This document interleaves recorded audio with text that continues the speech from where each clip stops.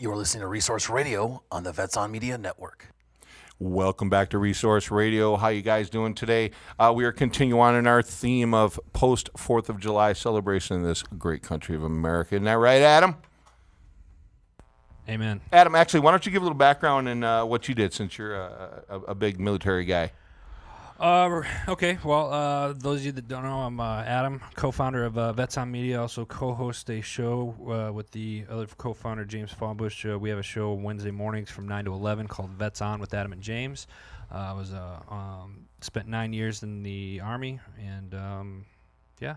You served in Afghan, right? No, I served in Iraq. Iraq, all right. Yep. Sorry. Yep. All right. So. Well, that's actually, you might want to give them a little insight on the Vets on Media logo, too. So they know what the Vets on Media represents. logo, when you look at it, you know, the color scheme of it is kind of geared towards more the Iraq, Afghanistan era. Service ribbon. Yeah, James served in both. James and I served together in Iraq in 2003, and then he served in Afghanistan as well in 2007, 2008, I believe. That's great. Yeah, and we're huge supporters of veterans and veterans charities, and just to kind of drop it too. Also, we have a golf charity coming up October 12th out at the Arizona Grand Resort. That will start at 7:30, and we're hoping everybody gets involved. We got some pretty good opportunities. If you're looking to sponsor or help out the vets and donate in any way for the cause, it's going to be pretty cool. We're going to have a Horse Rhythm Foundation out there. They're going to bring some horses. They do a lot of charity work with vets and people with PTSD and amputees to get them back used to life, basically. So That's a good plug. It's all going toward a good cause. Well, right? no, I'm just saying that was good. That was good. Well plug. done, Dan. That Well was done. not even scripted. Yeah, that's what I did. You didn't even look down at the paper. Fly off the handle on that. Yeah, really, you went kind of crazy. Yeah. Well, while we're doing plugs, let's plug the other couple charities There too. you go, yeah. So let's just go for it. And go. Next we have Wings for Warriors. Anthony Amon, he has a fantastic organization that assists vets in being able to have their loved ones be able to reach them at hospitals where they're located. They help pay for travel arrangements and things of that nature. And then we have the Southwest Veterans Chamber of Commerce, which is located here in Arizona and is big in assisting veteran-owned finding businesses. jobs and food banks and the whole bit. So Yeah. it's a pretty big deal, and we're hoping everybody comes out to support it. We got some really cool military-themed things that we're doing out there, too.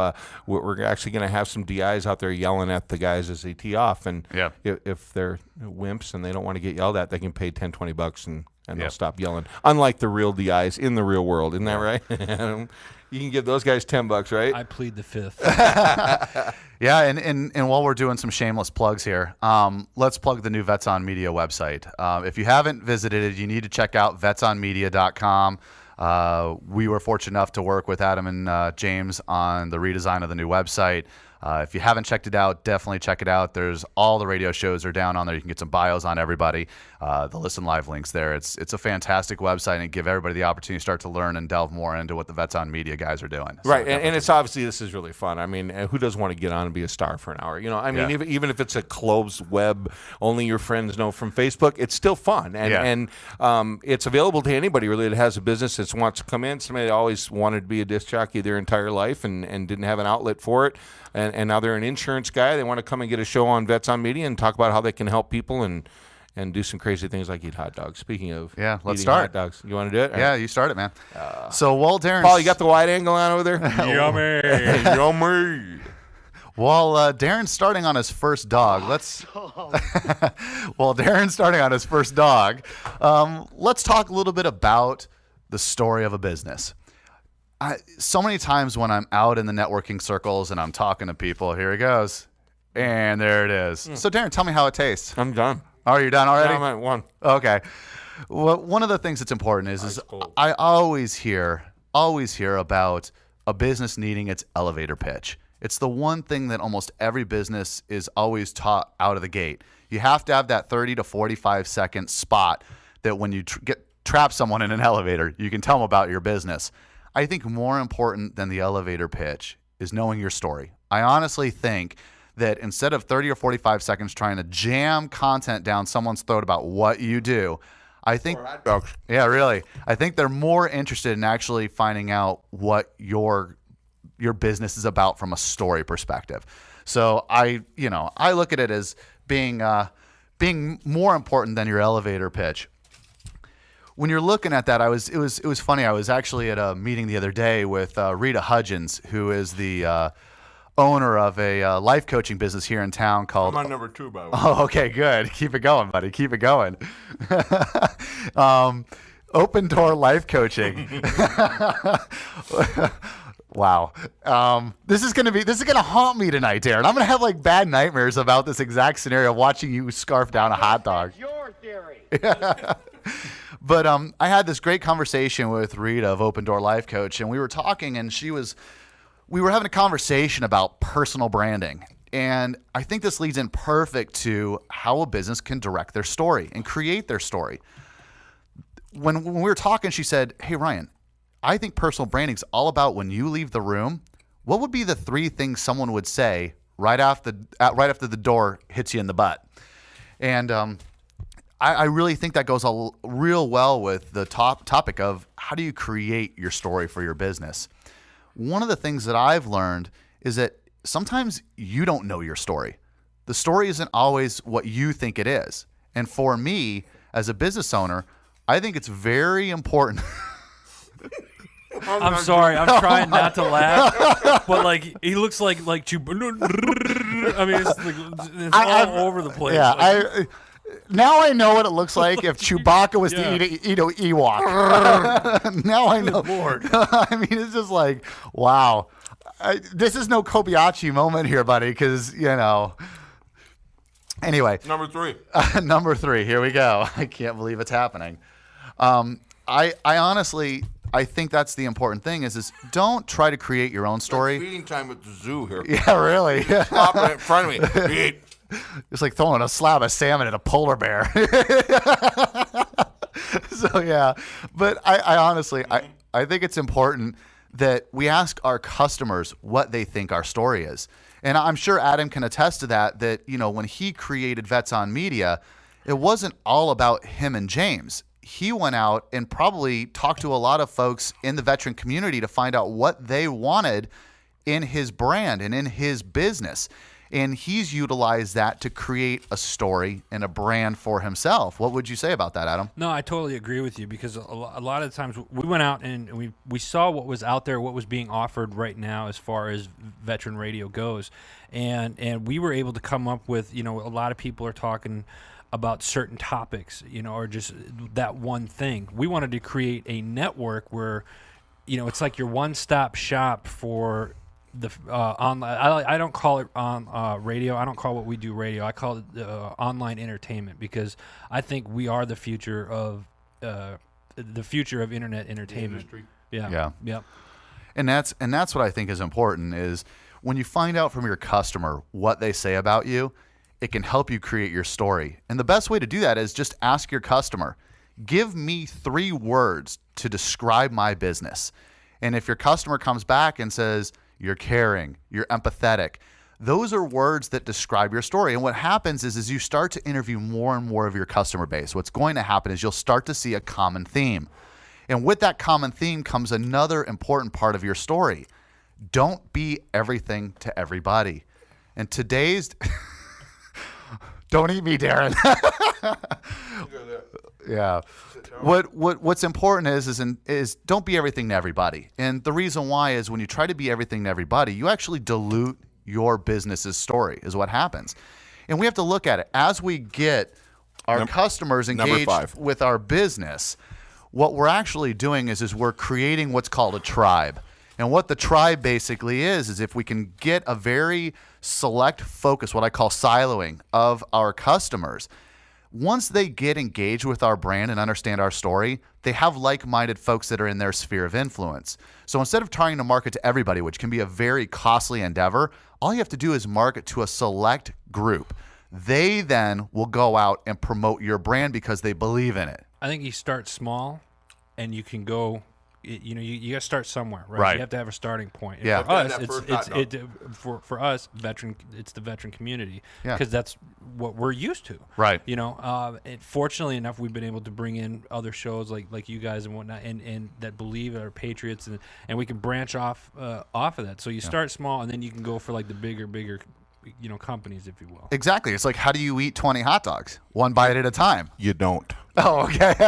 I'm at 5. There's not 20's not happening. Okay. Well, I might have to help you and throw in my 2 cents and eat one of those guys. By the way, does the Surgeon General recommend Monster and overindulging in hot dogs? No. Is that good I was for the going to heart? say, why aren't you drinking water? I was like, you got a carbonated drink and you're trying nobody to offered eat like me any. 20. So Yeah. I was like, okay. So, yeah, I think that the don't be everything to everybody is really important. So how I kind of look at that is, as you're interviewing your existing client base, is to find those common people and those common folks that describe your business in a certain fashion, profile them, find out what those particular clients look like, feel like, everything about them. And then what you want to do is create your brand towards that. I look at it a little bit differently. There's a couple different ways you can look at doing marketing. There's what's called basic message marketing, and there's principal branding. The difference between the two: message marketing is you go out, you create a message, you hope you hit a target audience. If it doesn't resonate with that target audience, you change your focus. And then what happens is you have to go pay for new media, everything. You have to start over again and redirect the message to the audience again. It gets to be very costly. That's market messaging. Principal branding is where you actually go out and you create your story and you have a principle, something that you stand for, something simple that resonates with people. And then what they end up doing is that brand will start to get some legs amongst those folks that understand your story and want to be part of it. It's less expensive. It takes longer to grow your business, but what happens is you get a deeper connection with your client base. They will be the repeat customers. They will be that referral business. And that's how you don't try to be everything to everybody. You work on principal branding, not market messaging. Darren, how you doing over there? Sweating. You are sweating. Yeah. So Kind of brutal. yeah, it is, huh? Yeah. And Huh? time for another one. Yeah. There's Brian number chiming in 6. from the corner, like helping prod Darren on. Let's eat another one, buddy. Come on. You guys want any hot dogs? No. Got a lot of shaking heads. Yeah, and I think what's going to be important is, because there's going to be a lot of folks out there that are looking at starting a business, and they're going to be like, hey, I don't have customers to ask about my story. I don't have anybody. The best thing to do is use friends, family as a sounding board. And instead of looking at it as asking a client base, use your personal traits as your business. It may be a starting point, because as your business grows, you may start to see differentiation in what your principal branding is up front. But an important thing is to find out how they look at you. What are the descriptions of what they look at you as? And then you can utilize that as a starting point for your story, for your business. Because let's face it, the most important part of a business are the folks that are in it. Again, if we're going to focus on the product or the service, we end up creating a problem for ourselves, because when we focus on our product or our service, there's usually someone out there that'll do it for less money. And what that does, that creates a race to the bottom price-wise, and that can be a real problem for a business. Whereas if you create a principal brand and you have a very strong story, you're creating value, something the customer can grasp onto. And Darren, I'm sure you have some stories. I mean, you've been out and you were in the baseball field, and you've worked with a lot of different kinds of baseball clubs and baseball teams and things like that. You've seen, I'm sure, various kinds of stories that have gone on, which have been positive and have been negative, dealing in that industry for as long as you have. Yeah, baseball is a completely different world. It is a business world as far as bottom line and profits and staying afloat. But as far as the way business is handled, it's very much a sponsorship-driven business and a community orientation type business, because you got to keep the name out there. I'm talking more, the minor league system than I am major league, obviously, because they already have their fans. But the independent leagues, which there's hundreds of, some of these communities only have baseball as their only outlet for entertainment, other than going to the movies and that kind of thing. But there's nothing else in their town. There's many towns in Texas that have independent leagues. So these people really depend on that money coming in to help the cities and the taxes and keeping the stadiums afloat and keeping them open with concessions and the fans happy. So they're spending money. So so it's all about branding, and that's a perfect example of putting a product out where people will actually spend the money to go to and watch a game, and it's because you have nothing else going on. So, I mean, it's an opportune time to put baseball where there isn't professional baseball because that fills the gap if somebody's got to drive 3 hours to go see a major stadium and they can take their kids and be home by 10, you know? I see you've slowed down, buddy. Well, I'm starting on my first, so I don't know. You're on 6, this microphone. so 6 is, that's a lot of hot dogs. yeah. I'll work on that one. Yeah. Dingo and the baby. Yeah. Getting back to the Nathans, they've done a really good job of building their story, not only on the fact that they, it's an immigrant-based started business here in the United States. What more American area could you be than Coney Island, where everybody goes and has a good time, and they think about the boardwalk, and they think about all that, Americana that's associated with it. But to take their story and be able to expand it with these hot dog eating competitions is marketing genius, especially associating with a particular may I just time say of the year. I'm feeling a little bit of expansion right now. Oh, you are in the waistline? Yeah. Did you wear a belt today or not? I did not wear a belt today. I wear really loose-fitting clothes that'll probably fit tight when I leave. Oh, okay. Yeah. Are you going to have lunch at your BNI meeting after this? No. Are you going to? Are you going to go for the hot dog at Miracle Mile? No. Okay. Yeah. Not probably for a couple of days. Yeah. Yeah. And so when you look at it and you look at the story behind Nathan's and the way that they've used these hot dog eating contests on the 4th of July, very smart marketing. It's Americana that already started 90 years ago, and now you're associating it with a holiday that everybody is, they're thinking about Americana, and they're thinking about that immigrant story. It is a fantastic way to get a brand out there. And that's what you have to look for as a business. You have to find avenues that can drive your story. I don't care whether it's Vets on Media and you come and do a radio show, or you host a contest, or you give presentations that can help businesses understand what your story is. That's what's important. The story is good, and the outlet for your story is going to be an important aspect of your business. Well, and also sometimes it helps to have other people tell you what they think, because you're really focused on one thing, and sometimes the things that you're focused on is not really what's important to other people in your business. Right. So it's sometimes good to get other people's opinions of what they expect, not what you want to deliver, because you may be way off base, and when you start delivering what the people want, your sales are going to go up naturally. So. Right. And that's going back to that interviewing process, I think that's very important. And that's also where we start running into issues with new businesses that are looking at developing their story. The biggest concern with that is a lot of times they're focused more on the product or the service. They're not really focused on the company. Right. They think that they probably have the greatest idea next to melted butter, and no one's ever thought of it. And they may have. Yeah. Or they may not. Here's the differentiation. If they have something that everybody else has created, you can still beat out the big competition because you can create something special and unique through the story. How about the Sham Wow guy?